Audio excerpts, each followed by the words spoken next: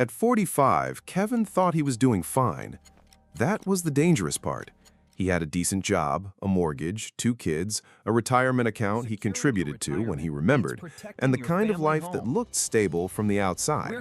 He was not rich, but he was not struggling either, which is exactly where millions of Americans in their mid-40s are right now. Functional, employed, busy, financially active, and quietly unsure whether they are actually okay. That uncertainty is one of the most common and least discussed financial realities in America, because by 45, most people are no longer asking whether they are earning money. They are asking a much more uncomfortable question. After 2 decades of working, where am I actually supposed to be? That question hits hard because 45 is the age where financial performance becomes difficult to hide behind future optimism. At 25, people assume there is time. At 35, they assume income will rise. At 45, the math starts feeling real.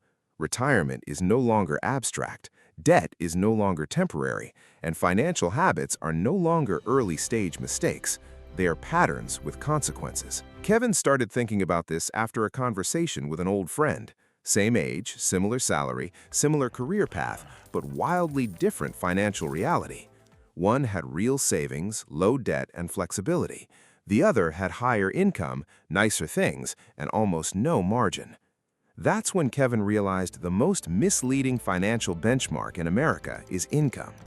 At 45, income tells you almost nothing by itself. Net worth, liquidity, debt load, retirement progress, and monthly margin tell you much more. And this is where most people get financially disoriented. They compare salaries, but salary is not what determines whether a 45-year-old is doing well. Structure does. A person making $90,000 with low debt, decent savings, and consistent investing is often in a stronger position than someone making $140,000 with lifestyle inflation and no liquidity. But from the outside, the second person usually looks more successful. That's why so many middle-aged Americans feel confused. They are surrounded by people who look financially ahead, but many of those people are just carrying more expensive pressure. And psychologically, this is where 45 becomes such a revealing age. It's the point where people stop wondering who earns more and start quietly wondering who is actually safe. Because by this stage, the real question is no longer how much you make, it's how much progress your income actually built. That's what makes 45 such a financial mirror. If you're watching this and wondering where the average 45-year-old actually stands in 2026, and more importantly, where you stand compared to that, make sure you like, subscribe, and join DollarNeck, because in the next part, we're breaking down what the average 45-year-old actually has in savings, retirement, debt, and net worth, and why the numbers are more revealing than most people expect. In 2026, the average 45-year-old in America looks more stable on paper than they often feel in real life. That is the first thing the numbers reveal. On paper, the average household led by someone in their mid-40s may show a 6-figure income, retirement contributions, home equity, and some level of accumulated net worth. But averages are deceptive because they often include people doing very well and hide how financially fragile the middle actually is. That is why the median matters more. And the median tells a much less comfortable story. The median 45-year-old is not financially collapsing, but they are usually far less secure than their age suggests. Retirement savings for the average 45-year-old often fall somewhere in the low to mid 6 figures if they have been consistently contributing, but the median is much lower.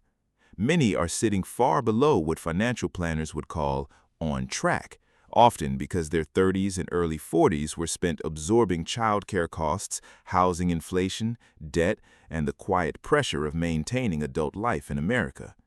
Cash savings are often thinner than they should be. Home equity may exist, but much of it is trapped. And this is where the illusion starts. On paper, many 45-year-olds look wealthy because they have a house and a retirement account. In reality, much of that wealth is illiquid, inaccessible, and tied up in systems they still have to keep paying for. That is why so many people in their 40s have positive net worth and still feel financially tight. The number exists, the flexibility often does not.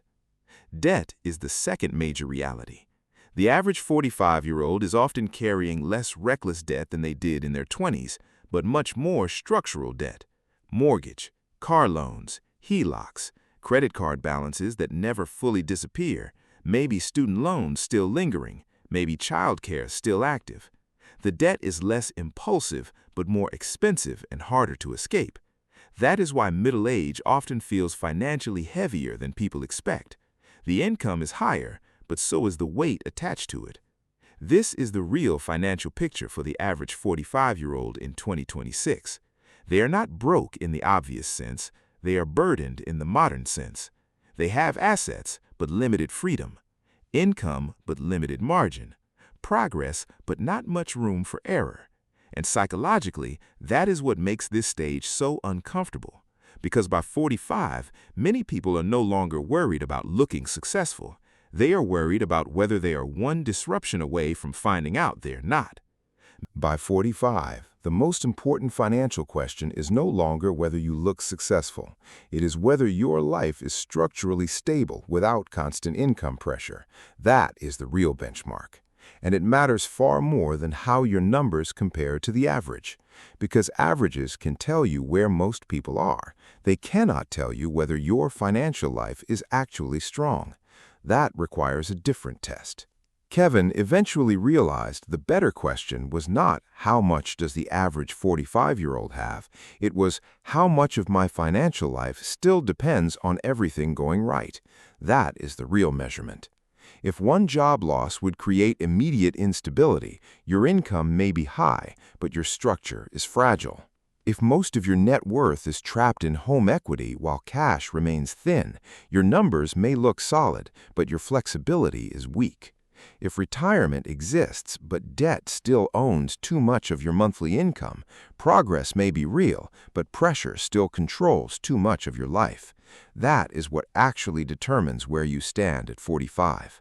Not how impressive your salary looks, not whether your house appreciated, not whether your title sounds successful. What matters is margin, liquidity, resilience, and how much control your money actually gives you when life stops going according to plan. The strongest 45-year-olds are not always the highest earners. They are usually the least fragile. They have lower fixed costs, stronger cash reserves, less lifestyle inflation, and more room to absorb disruption without panic. That is what financial strength actually looks like in your 40s. Not visible wealth, hidden resilience. And this is where many people finally see the difference between looking stable and being stable. Looking stable is having the house, the income, the title, and the lifestyle. Being stable is having enough margin that one bad year does not break the system. That is the difference most people do not understand until midlife forces them to. So where should the average 45-year-old actually stand in 2026? Less focused on looking ahead, more focused on becoming harder to destabilize, less obsessed with income comparison, more focused on liquidity, debt control, and usable flexibility. Less focused on appearing financially built, more focused on making sure the structure underneath is strong enough to survive pressure. Because by 45, the real financial divide is no longer between rich and poor. It is between people who look fine and people who can actually absorb impact. If this video opened your eyes, make sure you subscribe, because what you learn today can save your future tomorrow.